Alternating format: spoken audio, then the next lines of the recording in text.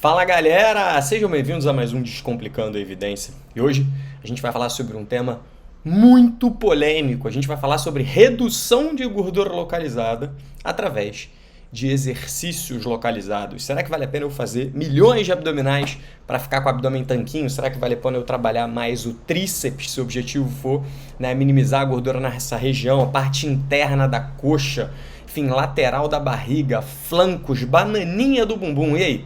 Será que existe alguma forma de treinamento que possa, de alguma maneira, maximizar as respostas em redução de gordura nessas regiões? E para falar sobre esse tema, não tinha como, foi impossível usar só um estudo.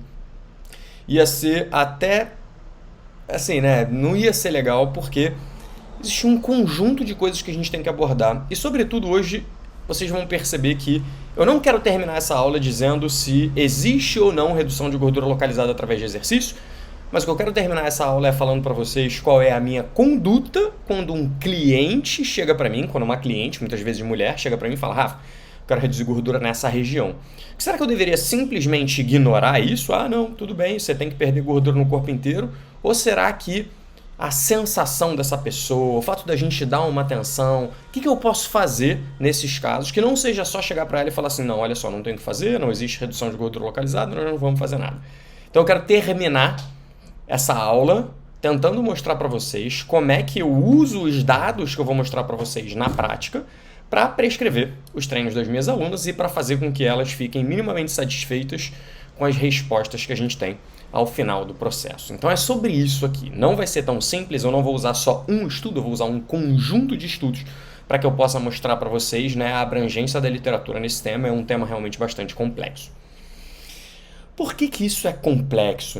Por que eu vejo que existe um debate muito grande sobre esse tema? Muito provavelmente esse debate está relacionado a fatores de marketing, está relacionado a, de repente, falta de entendimento do que é efetivamente reduzir gordura, no corpo. E aí, se você não sabe o que é reduzir gordura no corpo, como é que você vai saber se é possível ou não gerar gordura localizada? Então, por isso que antes de eu começar, eu quero fazer alguns adendos, eu quero fazer uma contribuição aqui para que a gente possa trocar uma ideia antes. Então, eu vou trazer primeiro esse estudo. Esse foi um estudo bem interessante, eu deixei ali marcado, Claude Bouchard.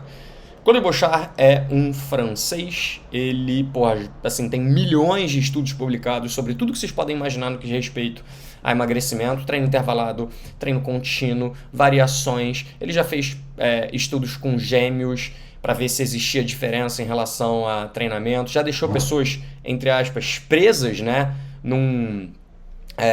como se fosse numa fazenda, num sítio, num local, para que ele pudesse avaliar durante 100 dias o que ia acontecer com base em exercício e dieta que só era realizada lá por eles. Então, enfim, ele já fez muita coisa, o trabalho dele é incrível, por isso que eu gosto do trabalho dele. E um dos estudos dele, que é esse que está aparecendo na tela agora para vocês, fala uma série de coisas, mas entre outras coisas, o título do estudo já é: por que indivíduos não perdem mais peso de uma determinada intervenção de exercício com uma dose específica?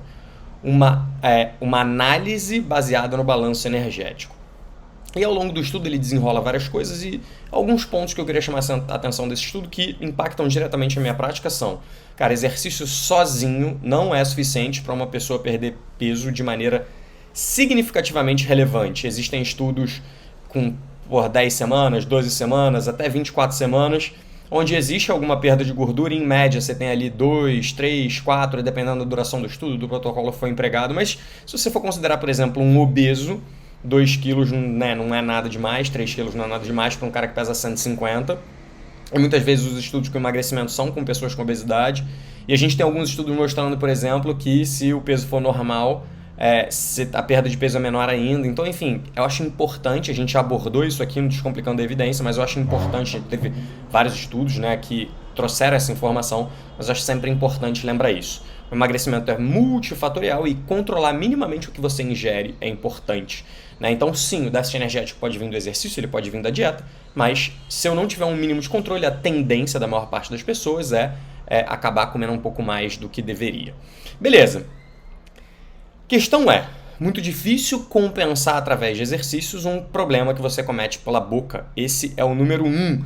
Mais algumas coisas que eu queria trazer para vocês, oxidar gordura é diferente de reduzir gordura no corpo, seja numa região localizada, seja numa região geral. Então, se o seu objetivo é reduzir estoques de gordura, necessariamente emagrecer, é fundamental que haja balanço energético positivo, e isso é mais importante do que a oxidação de gordura em si, porque a gente já sabe que, cara, não adianta, existe degradação, oxidação e existe construção. Então, se você ingere muitas calorias, o que vai acontecer? Seu corpo vai ter a oportunidade de armazenar energia através, né, de gordura, através de tecido adiposo, e ele faz isso se você consome uma quantidade alta de caloria.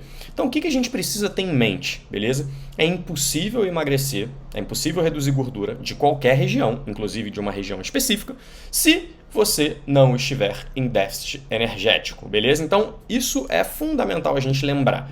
Na sociedade que a gente vive hoje, né, marketing e tal, a partir do momento que as pessoas descobrem alguma coisa, elas querem, de alguma maneira, procurar uma saída, procurar a maneira mais simples, né? Eu costumo dizer que as pessoas não querem emagrecer, elas querem ser emagrecidas, e esse é um grande problema. E aí começa treino para queimar gordura, treino para gordura localizada, treino para X, treino para Y, produtos, máquinas, alimentos, enfim, todo tipo de estratégia para as pessoas comprarem, né? Alguém vai sair ganhando dinheiro com isso, para que facilite o processo. Mas será que é possível? Será que é possível ter essa facilidade no processo? Por isso que eu trouxe para vocês, né, essa imagem, né, foi roubartilhada de algumas publicações de um pesquisador que eu já tive inclusive visitando, né, lá na Grã-Bretanha, lá próximo da Inglaterra, na Universidade de Birmingham, se chama Asker Jeukendrup, e em alguns dos estudos dele ele coloca algumas situações que eu acho que são importantes. Então a primeira coisa é ver o que é um adipócito, né? Isso é um adipócito, é uma célula de gordura. A célula de gordura ela tem um local em que ela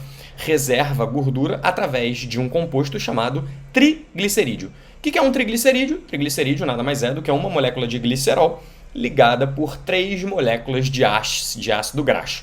Então, para eu usar gordura, basicamente, eu preciso quebrar esse triglicerídeo em glicerol e ácidos graxos para que ele possa ser usado, porque só ácido graxo efetivamente gera energia para a contração muscular. Glicerol não. Glicerol muitas vezes é um marcador. Então, muitas vezes a gente avalia se está havendo oxidação de gordura pelo glicerol, que é um marcador. Então, aumentou o glicerol, a gente sabe que teve oxidação de gordura, beleza? Ou, no mínimo, teve quebra, teve lipólise, que são duas coisas diferentes. A primeira é a lipólise, é a quebra da gordura do tecido adiposo. A segunda coisa é a beta-oxidação da gordura para fornecer ATP para o músculo que está ali. Então, né, são coisas distintas. Beleza. Então, como é que ocorre a queima de gordura? Como é que ocorre a oxidação de gordura? Primeiro eu preciso ter um estímulo no tecido adiposo, né? Então, o que gera esse estímulo no tecido adiposo? Jejum, exercício, né? Epinefrina, né? Adrenalina, noradrenalina, enfim. Isso gera um estímulo no tecido adiposo para começar a quebrar essas moléculas de triglicerídeo, para que eles possam cair na corrente sanguínea, serem transportadas para o músculo que está atuando, para aí sim, dentro do músculo, entrarem na mitocôndria e dentro da mitocôndria conseguirem produzir energia para a contração muscular. Então, existe um processo muito grande para que isso aconteça, beleza? Além disso, eu preciso ter mitocôndrias funcionando bem, o processo dentro da mitocôndria funcionando bem, enzimas para fazer isso, enzimas para fazer transporte, né? O processo é bastante longo, então eu preciso que haja, né, a quebra, cai na corrente sanguínea, transporta até o músculo, dentro do músculo tudo isso tem que acontecer, para aí sim a gente poder usar a gordura como fonte de energia. Aí, pegando, né, o estudo em si do Jeukendrup, tem algumas coisas que eu queria lembrar vocês. Primeiro, ácido graxo, que é utilizado como fonte de energia, ele pode vir de diversas fontes, não só do tecido adiposo subcutâneo. Pode vir sim do tecido, né, adiposo subcutâneo, que é o que vem a maioria, mas também pode ter um tipo de gordura, né, gordura intramuscular, por exemplo. Pode ter a gordura do fígado, também pode ser usada para isso. Tem uma parte da gordura que está circulante no nosso sangue, então nem toda a gordura que a gente usa durante o exercício, ela veio estritamente do tecido adiposo. Então, se eu faço uma ingestão de gordura nutricional, né, se eu ingiro gordura relativamente próximo do treino, é possível que essa gordura dentro desse processo também seja usada, porque ela está mais fácil de ser utilizada, ela ainda não foi estocada. Então, existem muitas coisas aí para a gente considerar. E a queima de gordura, né, a oxidação de gordura, ela depende de diversos fatores. Então, disponibilidade de gordura chegando ao músculo, e aí, se depende dessa disponibilidade de gordura, lembra, ela precisa ser quebrada, ela precisa cair na corrente sanguínea, ela precisa ter carreadores, enfim, tem uma série de coisas ali que são fundamentais. Aí a gente vai precisar de proteínas, né, para transportar esses ácidos graxos para dentro do músculo, e dentro do músculo tem que ter mitocôndrias boas, eficientes, né, que efetivamente façam um trabalho de qualidade e com um número que gere tudo isso que a gente quer. Aí sim a gente vai ter redução de gordura. Mas beleza, isso lembrando, né, o que é isso tudo que a gente está falando aqui? Isso tudo são mecanismos. E a gente sempre dentro do treino baseado em evidência, o que a gente se preocupa? Mecanismos versus realidade. Então o que é mecanismo, o que é realidade aqui? Se a gente está falando de um mecanismo, qual é a preocupação que eu tenho que ter? Cara, o que acontece na realidade? Por quê? Quando a gente tá falando em, de novo, treino baseado em evidência, uma das coisas que tem que ficar clara é que existem muitas coisas que eu tenho que ter em mente, beleza? Então, lembrando das coisas que são fundamentais. Qual é o tipo de estudo? É um estudo agudo, né? Um estudo transversal que avaliou, enfim, a oxidação de gordura no músculo durante um determinado momento ou avaliou realmente se houve redução de gordura, né, ao longo do tempo, um estudo crônico, que é o importante pra gente. É um estudo observacional, exemplo, tem muitos estudos que mostram que jogadores de tênis têm menos gordura no braço direito. Enfim, temos uma série de coisas assim, pessoas que fazem esportes primariamente de membros inferiores têm menos gordura em membros inferiores, enfim, estudos observacionais. A gente tem ensaios clínicos randomizados, que são o que interessam pra gente, ou meta-análise, desde que o desfecho seja o que a gente quer. Então, qual é o desfecho que eu quero? Desfecho concreto, gordura, né? Eu não quero saber se teve lipólise, se teve oxidação. O que eu quero saber é reduzir a gordura em si, em quilos de preferência.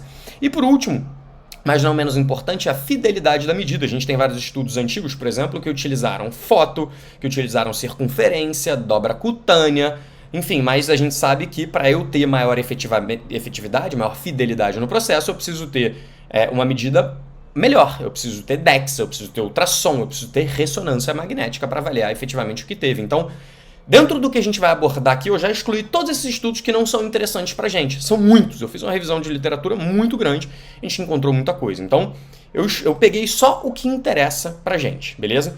E, pegando o que interessa pra gente, surgiram ou ficaram algumas coisas. Vamos lá, que eu vou começar a mostrar pra vocês agora.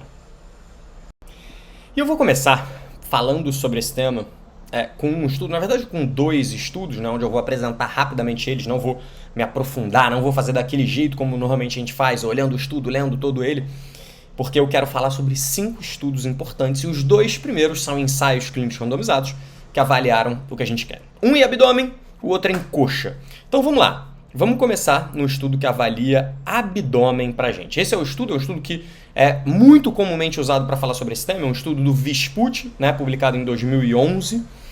É um estudo extremamente interessante, ele traz pra gente muitos insights.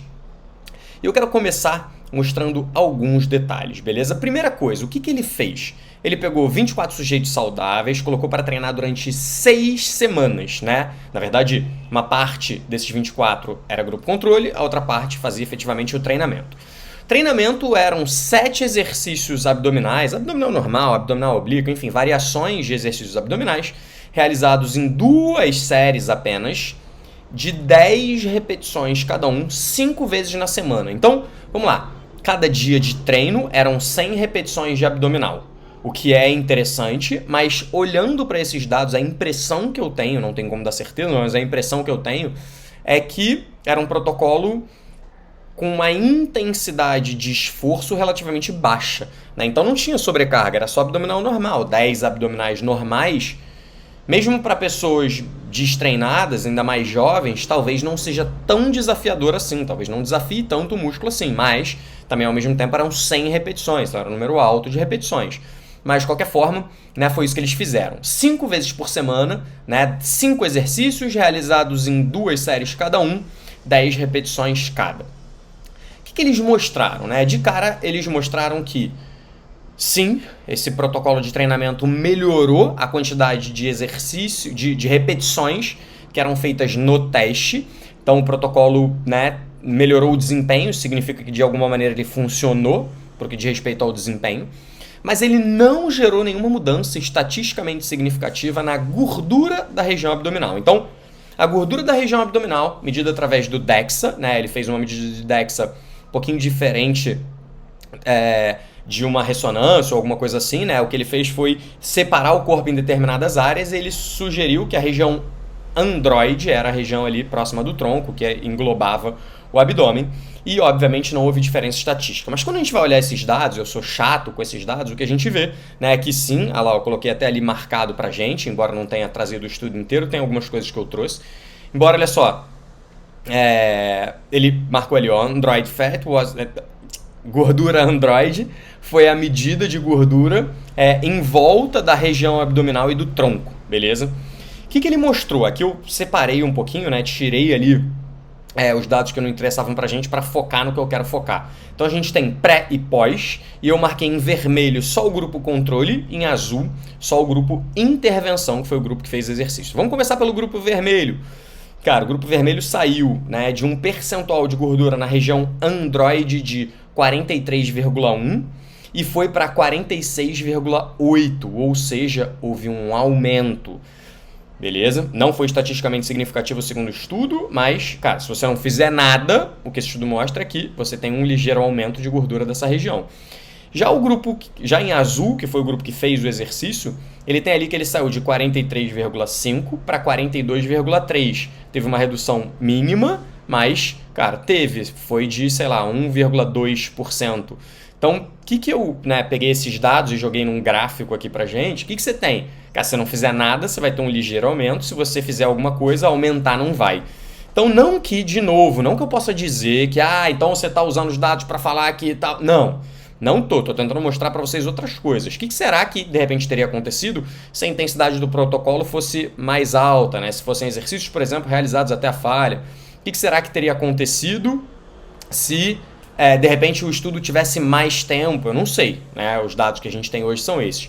E até outro detalhe importante, eu acabei pensando em falar nele agora, né? Até limpei ali um pouco a tela, tirei. Mas se você for olhar, tá bem clarinho, mas dá pra ver o peso corporal, body weight, né, em quilos. A gente tem que o grupo controle saiu de 70,4 para 70,8, teve um ligeiro aumento, condizente com esse aumento da gordura na região abdominal. E o grupo que fez exercício saiu de 68,9 para 69,4. Também houve um ligeiro aumento de peso no grupo que fez exercício. Interessante, ó. Eu nem tinha me tocado nisso, resolvi tocar nesse ponto agora e olha o que a gente viu. Então repara, esse protocolo de treinamento não foi capaz de reduzir gordura. Como é que ele seria capaz de reduzir gordura localizada? Então esse é o primeiro ponto que eu gosto de chamar a atenção. Cara, se você faz estudos onde você não encontra redução de gordura nenhuma, como é que vai ter redução de gordura localizada? Então essa é a primeira falha que muitos desses estudos apresentam para mim, muitos desses protocolos. Eles não se preocupam em realizar um programa, né, de treinamento ou de dieta, enfim, ou da conjunção dos dois, que gere déficit energético para que haja perda de gordura, para a gente avaliar se houve maior perda de gordura num grupo que foi o que fez exercício ou no grupo que não fez exercício. Então, já de cara eu tenho essa pequena crítica aí a fazer, beleza? Porque eu acho importante a gente salientar isso. Cara, tem que haver redução de gordura para que haja redução de gordura localizada.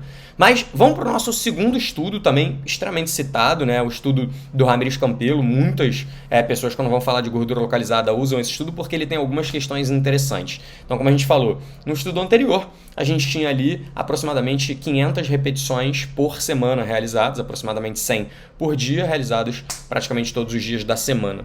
Já o grupo do Ramírez Campelo, ele fez uma coisa um pouquinho diferente. Ele fez leg press no formato unilateral, isso mesmo. Então, se liga no que ele fez. Ele pegou 11 estudantes de educação física, 7 homens e 4 mulheres, colocou essa galera para treinar durante 12 semanas, 3 vezes por semana. O protocolo de treinamento durava aproximadamente 80 minutos. E eles faziam de 960 a 1.200 repetições contínuas, sem descanso entre as repetições. Você imagina você ficar 80 minutos, 1h20, empurrando o leg com uma das pernas só, 3 vezes por semana durante 12 semanas. Eu tenho pena da galera que participou, parabéns, inclusive, né? Para quem teve a perseverança de fazer isso, eu não sei se eu teria. Cara, realmente pesquisar não é algo fácil, porque você vê, né, como é que eles fizeram esse protocolo. E foi um protocolo muito bom pelo seguinte, cara, eu estou usando o mesmo sujeito para avaliar o que acontece na perna direita com a perna esquerda. Então, se efetivamente existe redução de gordura localizada, cara, a perna que fez o trabalho deveria ter reduzido gordura. Então, para mim, é um protocolo extremamente interessante para essa medida, embora olhando eu fique até com, caraca, meu irmão, imagina como é que foi realizar esse estudo, né? Enfim, tiveram alguns dropouts, obviamente, algumas pessoas desistiram, né? Não vou mostrar o estudo inteiro, mas tiveram algumas questões interessantes, porque você imagina, eu quero só que você imagine, fazer de 960 a 1.200 repetições, cada repetição durando entre 4 e 5 segundos de forma ininterrupta no leg press unilateral. Houve uma progressão de carga, né, de 10 a 30% ao longo das semanas, foi aumentando o percentual de carga máxima, para que, enfim, houvesse adaptação no treinamento, mas foi isso que eles fizeram. O que vocês acham que aconteceu ao longo desse estudo, né? Qual foi a resposta, quais foram as respostas desse estudo? Então vamos lá olhar. Eu marquei só a parte da gordura, mas a gente teria muitas coisas para analisar, tá? Então se a gente for olhar só a parte da gordura, repara ali, né? Na verdade, antes de olhar para a parte da gordura, eu quero que vocês olhem para a gordura total. Vamos olhar para isso aqui, ó. Não sei se está marcando, tá marcando, beleza. Então eu quero que a gente olhe para isso daqui, ó. Primeira coisa, tá? Primeira coisa aqui, ó. Houve uma ligeira redução de gordura de aproximadamente 1 kg nesse estudo. Bom, bem interessante, beleza? Agora, vamos para outro lugar. Vamos dar uma olhada aqui no total de lean mass e body mass, não em percentual, mas em quilos. Então, olha isso daqui, houve uma redução, beleza? De aproximadamente, ó, pouco menos de 1 kg de massa gorda, que ele está considerando ali, né? Então, a gente falou primeiro de peso e agora está falando de massa gorda em si, que isso correspondeu a em torno de 5%. E em relação à massa magra, cara, isso é que me chamou a atenção. Não houve mudança na massa magra em absolutamente nada. Óbvio que não que isso, né, implique em alguma coisa, mas, enfim, se você não vê mudança na massa magra, eu fico na dúvida se esse tipo de protocolo é o melhor para esse caso. A literatura já tem mostrado que você não precisa pegar altas cargas, mas de qualquer forma é sempre algo que eu gosto de olhar. Cara, quando eu faço essas críticas, não estou criticando o estudo, não estou criticando o pesquisador, não. Na verdade, o que eu estou pensando, cara, como é que será que eu posso aplicar esses achados com meus alunos, ou como é que, né, seria diferente? Será que, enfim, ler pesquisa tem muito a ver com isso, com você ir ali buscando, entendendo, né, tendo senso crítico para julgar determinadas coisas, tá? Então, quando eu falo isso, pelo contrário, não é para vocês acharem que, mas o Rafa critica todos os estudos. Não, é uma crítica construtiva para que a gente possa pensar diferente, sair da caixinha, beleza? Mas agora vamos lá para o que interessa pra gente. Vamos olhar o que aconteceu, né, na perna controle, a perna que não treinou, tá? Olha o que aconteceu com a massa gorda, que é o que está marcado em amarelo, na perna que não treinou. A massa gorda saiu de 2,43 para 2,36. Isso foi uma redução de aproximadamente 2,9% na perna que não treinou. Obviamente houve redução do lean mass, né? Se você for olhar aqui, ó, lean mass é massa magra. A massa magra da perna que não treinou não teve melhora, beleza? Agora vamos dar uma olhada na perna que treinou. Se liga, a perna que treinou. Fat mass, né? Massa gorda. Cara, praticamente não houve mudança. E se houve mudança foi menor do que a da perna que não treinou, beleza? E no lean mass também houve uma ligeira redução, um pouquinho menor do que a redução anterior, que foi de 3,6, mas também teve. Então, cara, obviamente, olhando para esses dados, eu não preciso nem olhar a conclusão dos autores. Qual é a conclusão que a gente chega? Cara, treinar só a coxa, fazer 1000 repetições só no local que você quer perder, não vai estimular você a perder gordura. Então, de cara, esse estudo corrobora também com a ideia de que não existe redução de gordura localizada. Pô, Rafa, você ainda vai falar de mais 3 estudos? Sim, porque agora vocês vão começar a ver o outro lado da história, o outro lado da moeda. Isso é importante, né? Eu embora muitas vezes eu tenha o meu viés na hora de pesquisar, na hora de prescrever e tal, eu sempre gosto de olhar o que né, efetivamente outras pessoas estão fazendo, né, qual é o contraponto daquilo que eu acredito. Então é óbvio que se a gente fosse olhar, né, os dados desse estudo, o que a gente ia ver é que após a intervenção, nem a perna treinada, nem a perna controle mostrou mudança significativa na massa óssea, na massa magra, na massa gorda ou no percentual de gordura. A redução de massa gorda nos braços e no tronco foi maior do que na perna treinada. O programa de treinamento reduziu massa gorda, mas essa redução não ocorreu no segmento treinado, então reduziu um pouco menos de 1 kg, né? Sei lá, 900 gramas, 800 gramas. e não foi no membro treinado. Então houve alguma redução de gordura, embora pequena.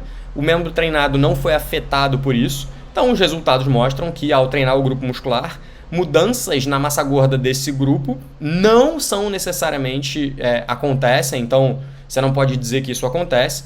Portanto, temos que tomar cuidado com essa fala. Ele coloca algumas coisas que eu acho importante aqui, né?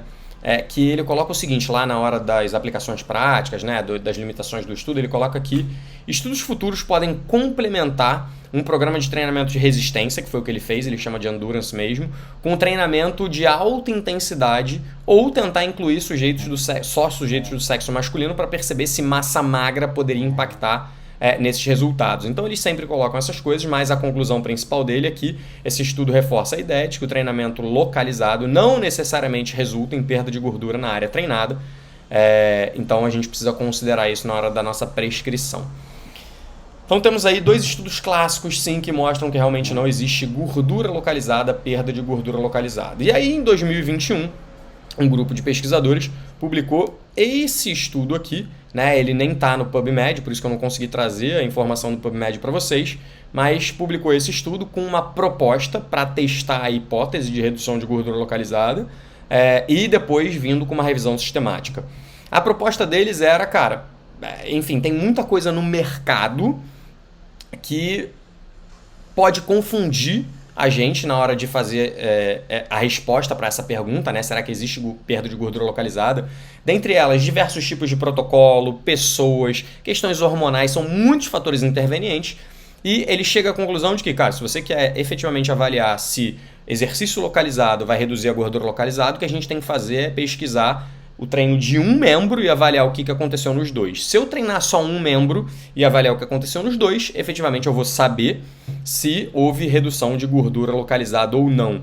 Cara, eu acho que essa análise está certíssima, né? É um ponto muito interessante a ser considerado, porque aí você faz, né, o tipo de estudo que é um estudo entre sujeitos, ou seja, cara, eu estou me avaliando, o que obviamente é muito bom, mas tem um ponto que eles mesmos colocam no final do estudo, que é o seguinte, cara, uma limitação do estudo é que quando você faz intra-sujeitos, ou seja, quando eu avalio braço direito com braço esquerdo, perna esquerda com perna direita, o que muitas vezes acontece, e a gente sabe disso, é que existe um efeito, uma resposta que é bilateral. Então, se você treinar só a perna direita, a sua perna esquerda também vai melhorar um pouquinho em força. Então isso também pode ser um fator de confusão para esses achados, os próprios autores colocam isso, mas de novo eu acho que essa é uma premissa bem interessante para a gente pesquisar esse questionamento, né? Acho bem interessante. Cara, obviamente o que vocês acham que eles mostraram, né? Eles mostraram o que a gente já esperava, deixa eu abrir aqui o estudo de novo, tá? Eles mostraram o que a gente já esperava, olhando a literatura tem alguns que favorecem o grupo não treinado, tem alguns que favorecem o grupo treinado, mas na média não houve diferença estatística entre o membro que treinou e o membro que não treinou. Então, o que esse estudo conclui é que não existe redução de gordura localizada e que deveríamos repensar, né, esse tipo de debate. Então, aí a gente, né, chega à ideia de que, pô, Rafa, então não existe redução de gordura localizada. Mais ou menos. Mais ou menos por quê, né? A gente tem um outro lado da história, um outro lado da moeda, outros pesquisadores buscando coisas diferentes. E uma das coisas, né, que é sugerida, né, é que, cara, talvez o fluxo sanguíneo, né, a melhora da perfusão sanguínea, né, enfim, a quantidade de hormônio que a gente leva, sangue, oxigênio para uma determinada região, poderia impactar positivamente, né, na redução de gordura, e é basicamente isso que esse estudo mostra. Então, no presente estudo, a gente avaliou, né, um componente, ó, agora lembra, um mecanismo, beleza? Um componente da redução de gordura localizada, ou da hipótese, né, de spot reduction, chamada de lipólise, que acontece no tecido adjacente, né, ao tecido treinado, que ele chama de SCAT, beleza? Então eles estimaram o fluxo sanguíneo e a lipólise, né, no tecido adiposo adjacente ali ao músculo que estava contraindo e avaliaram o que estava acontecendo nos músculos em repouso. Basicamente foi isso que eles fizeram. Eu fui tentar, né, assim, é uma literatura bem interessante. Eu fui até dar uma olhada em como é que eles fizeram isso. Eles pegaram 10 jovens saudáveis e colocaram para treinar utilizando como se fosse uma extensora adaptada, que nem está aparecendo ali na imagem, unilateral também, eles faziam de forma unilateral, como você pode ver nessa imagem aqui, ó, aqui, era unilateral, beleza? E era tipo uma bicicleta, né? Eles fizeram uma parada onde é uma cadeira extensora, meio que ligada numa bicicleta, e aí você fica fazendo, enfim, para frente e para trás. E basicamente o que ele avalia é o watts, né? O que me estranhou na hora que eu estava lendo o estudo, ele fala Knee Extension Device. E aí eu, porra, o que será que ele está falando? Aí eu fui atrás, né, da informação do como é que era isso e cheguei a essa conclusão aí. Então o que ele fazia, cara? Primeiro, ele pegava uma perna, colocava durante 30 minutos para fazer 25 watts de potência. Durante 30 minutos ali, direto, beleza? Depois ele colocava outra perna para fazer 55 watts de potência. E depois ele colocava de novo a primeira perna, com 30 minutos de intervalo entre cada protocolo, para fazer 85% de watts de potência. Ele estava avaliando o que acontecia com o glicerol, principalmente, ao longo desse tempo. Ele fazia microdiálise. Cara, o que ele encontrou de relevante, né, no final das contas nesse estudo? O que ele encontrou foi que, né, o fluxo sanguíneo e a lipólise são maiores no grupo adjacente à contração muscular quando comparado ao grupo que está em repouso. Então, por esses achados, sugere-se que existe lipólise, né, ou que existe redução de gordura localizada. Vamos lá, galera, lembrando, isso é um mecanismo.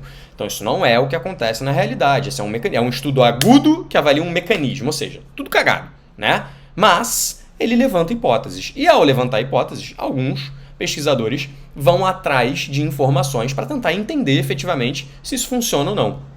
Beleza. O que alguns pesquisadores fizeram, em especial, eu vou trazer o estudo de 2021 do grupo do Paoli. É um estudo bem interessante esse, ele está muito bem escrito também no que diz respeito à chegada da conclusão dele. E para chegar ao protocolo de treinamento dele, basicamente o que ele diz é o seguinte, cara, baseado nessas premissas, nessa que eu acabei de citar e ele fala também no estudo, o objetivo do treinamento de redução localizada deve ser aumentar a perfusão sanguínea nas áreas onde ela é mais necessária, naqueles locais onde você quer melhorar. Então, se eu quero melhorar o tríceps, cara, se eu jogar mais sangue para lá, se eu aumentar a capilarização lá, talvez melhore a gordura daquela região.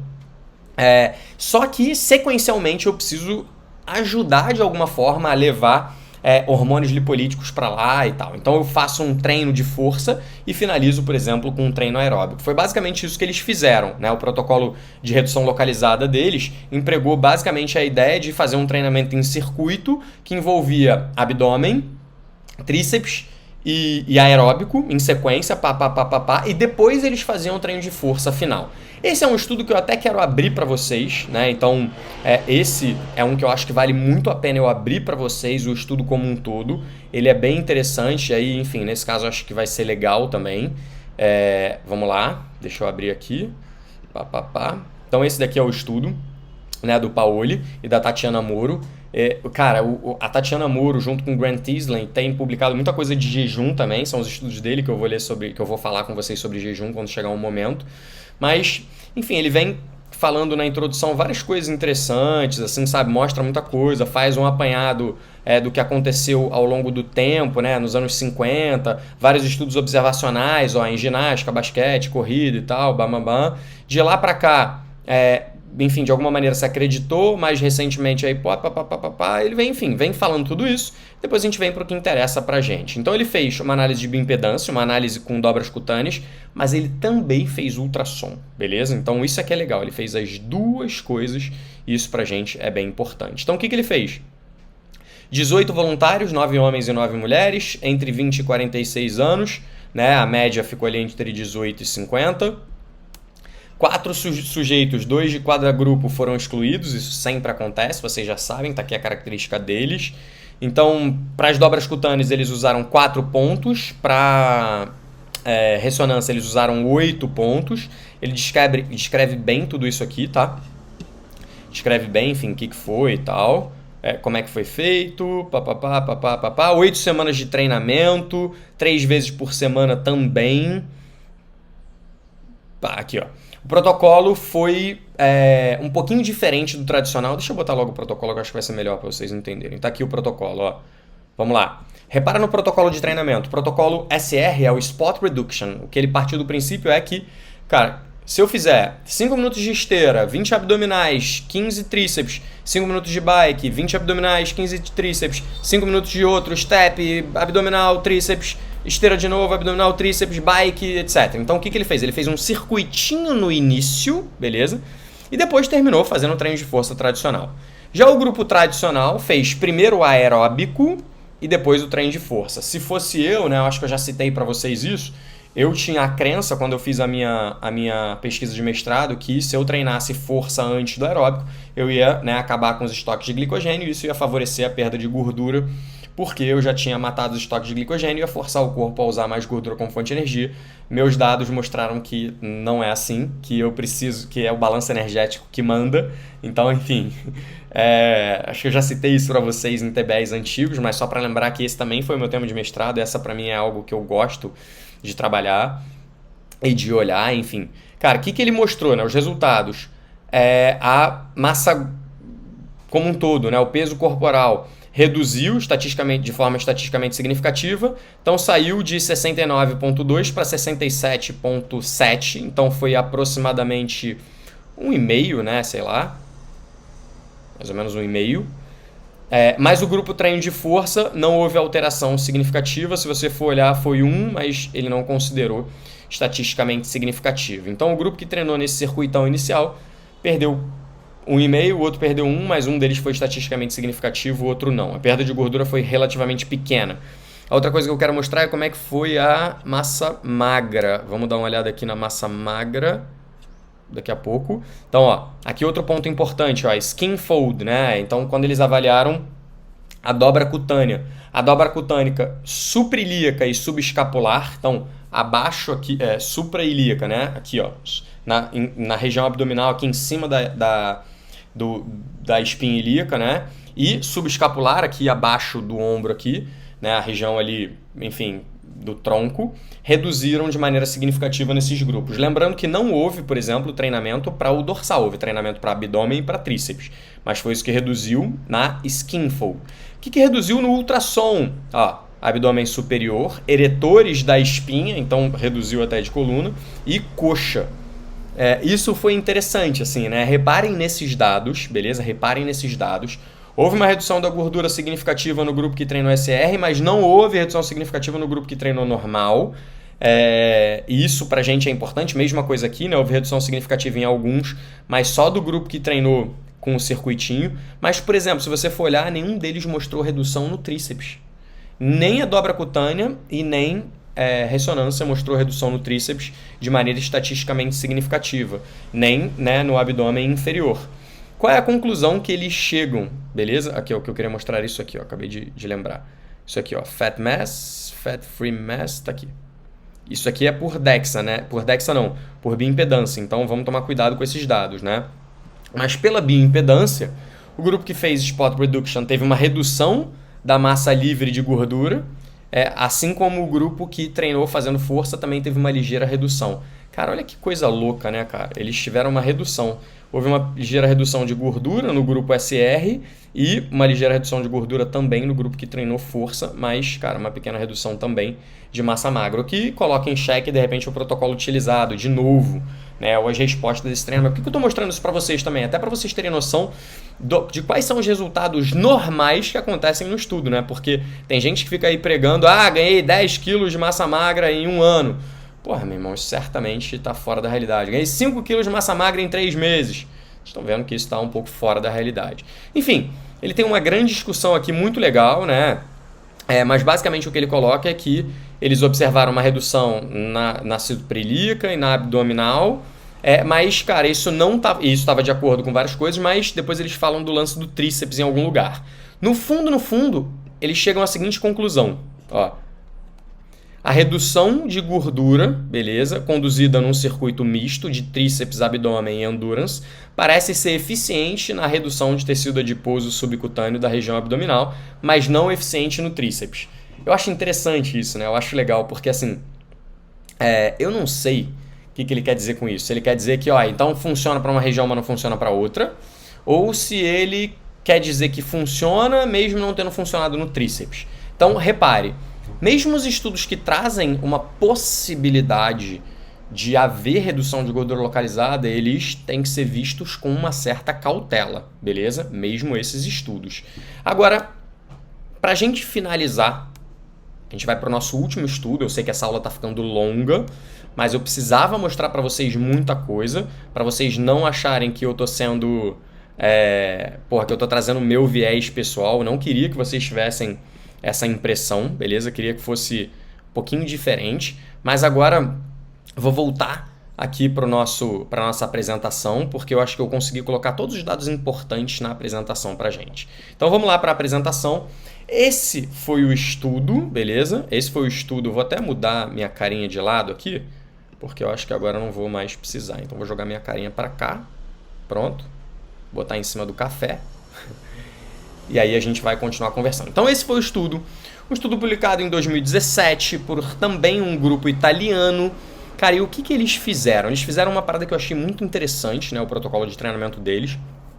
Eles pegaram 16 mulheres ativas, e aí vem a primeira questão. Eles, enfim, colocaram no resumo que eram 8 semanas, e no texto corrido colocaram que eram 12 semanas de treinamento. Isso já me deixa meio assim, opa, o que será que aconteceu? Mandei mensagem para eles na época lá que eu vi esse estudo, que foi final de 2017, início de 2018, eles nunca me responderam, né? Então confesso que eu fiquei com um certo receio, mas de qualquer forma, cara, eu achei muito interessante o protocolo de treinamento que eles fizeram. O protocolo de treinamento que eles fizeram foi o seguinte: primeiro, eles pegaram um grupo e colocaram para treinar força de membro superior. Qual era o treino de força de membro superior? Era um treino em circuito, em 3 séries de 10 repetições, com 60% de um RM. Então eles faziam supino na máquina, remada na máquina, desenvolvimento na máquina, bíceps na máquina, tríceps na máquina, em 3 séries, com 30 segundos de intervalo entre cada bloco. Talvez na última série eles tenham sentido um pouco de esforço, na primeira certamente não. Era na Itália, né? Então era tudo tecnogym, também vale a pena chamar a atenção disso. E ao terminar isso, eles fizeram 30 minutos de ergômetro de perna, ciclo ergômetro, bike, a 50% do VO2 máximo. O outro grupo, o segundo grupo, fez algo diferente. Repara, eles treinaram força de perna também em máquinas, só máquina. Ó, glúteo na máquina, cadeira flexora, cadeira extensora, cadeira adutora, cadeira abdutora. Não teve um agachamento, não teve um leg, enfim, infelizmente. Podia ter tido, né? Sacanagem. Mas era só maquininha e ergômetro de braço. Então, repara, eles faziam um crossover, né? Sei lá, não é exatamente um crossover, mas, cara, se eu treinei braço, eu vou fazer o ergômetro de perna, para não dizer que foi atividade aeróbica de braço, por exemplo, se eu fizesse o mesmo, que gerou essa perda. Então, a ideia deles era, cara, vamos treinar a força de uma região e vamos fazer uma atividade aeróbica com o único objetivo de tentar maximizar a lipólise. E eles fizeram depois. Então, eles fizeram o contrário do Paoli. Eles colocaram o treino de força depois, mais próximo daquilo que eu acho interessante e que, enfim, de certa forma é como eu aplico, mas a gente já vai chegar nas minhas aplicações práticas, beleza? O que vocês acham que eles encontraram? Primeira coisa, redução de peso foi similar nos dois grupos. Não se assustem, ali está em percentual. Não foi uma redução de 6 quilos, foi uma redução de 2 quilos. Na verdade, 1,7 quilos num grupo, 2 quilos no outro. Então, houve uma redução de peso, o que é interessante, né? Até mais significativa.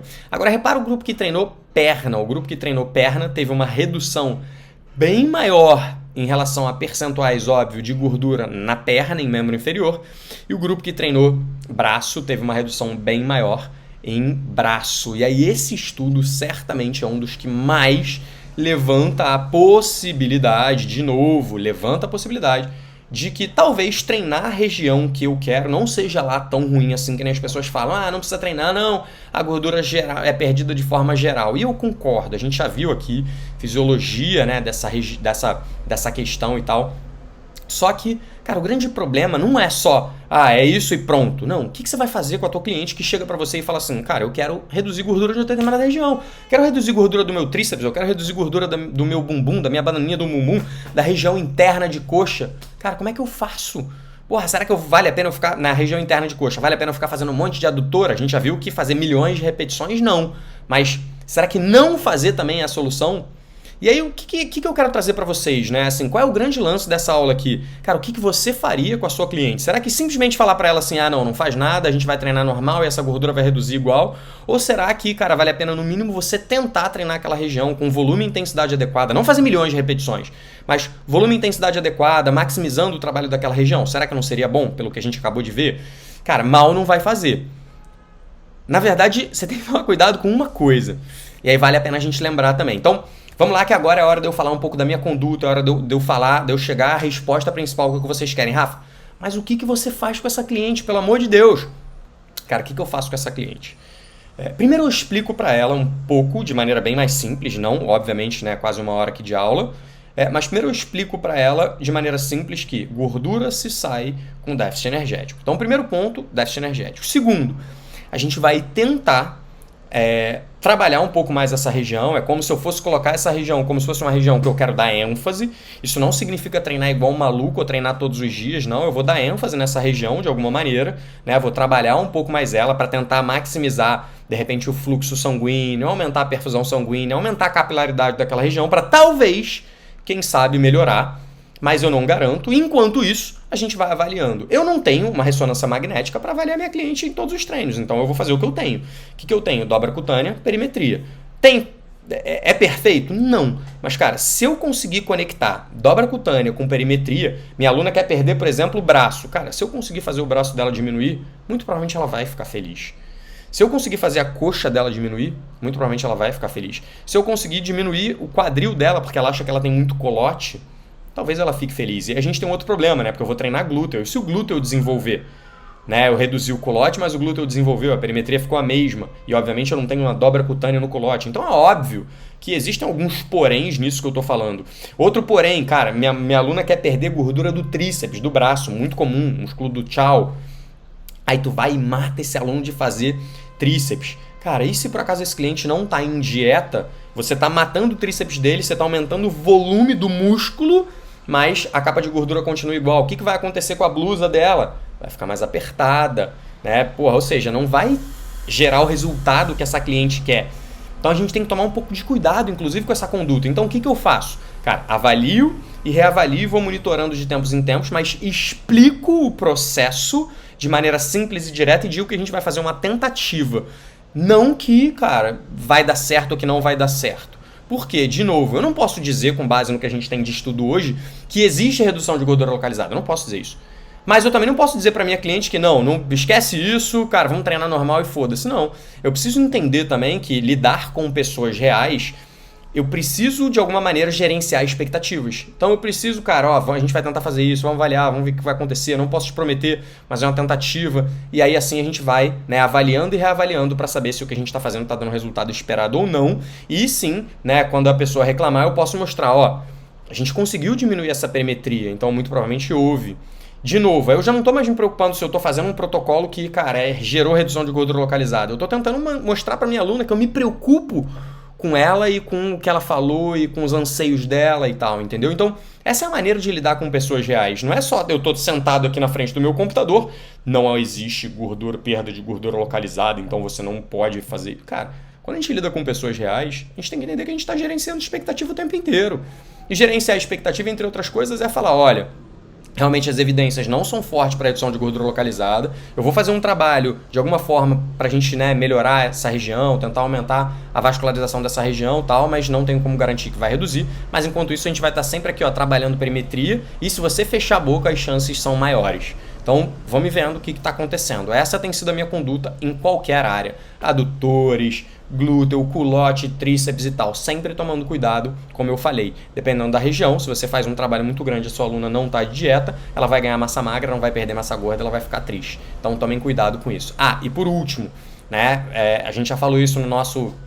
em outras TBEs, que, cara, no longo prazo, fazer exercício combinado é importante. Nesse caso, muitas vezes, também faço isso. Não pensando no protocolo que a gente acabou de mostrar, porque se meu cliente estiver em déficit energético, muito provavelmente isso já vai acontecer. Mas pensando que, para tornar o processo sustentável no longo prazo, é muito importante que eu mantenha alguma atividade aeróbica. A gente tem alguns estudos mostrando isso também. Então eu gosto de treinar meu cliente olhando para o contexto geral. Eu não faço só X treinamento, só treino intervalado, só treino de força, não. Cara, eu quero treinar meu cliente para que ele melhore como um todo, né, de forma holística. E aí sim, ele muito provavelmente vai ter o resultado que eu quero e eu estou sempre avaliando, reavaliando e, enfim, monitorando para saber se as respostas estão sendo aquelas quando esperadas. Beleza? Bom, hoje foi uma aula interessante, um pouco mais longa, eu acho, nem sei, não estou vendo tempo aqui, mas, cara, falei bastante, trouxe vários estudos, espero que vocês curtam. Deixei os estudos aqui, inclusive, né, com a marcação ali do que é o que. E, mais uma vez, aproveitem bastante, leiam. Hoje em dia a gente tem uma ferramenta muito simples para traduzir tudo isso, ChatGPT, tu pode jogar lá no ChatGPT que ele vai traduzir para você de maneira simples, objetiva e tal. Enfim, aproveitem, curtem, estudem e mandem suas dúvidas, sugestões de estudos. Enfim, tamo junto, beleza? Valeu e até o próximo Descomplicando a Evidência. Fui, valeu galera!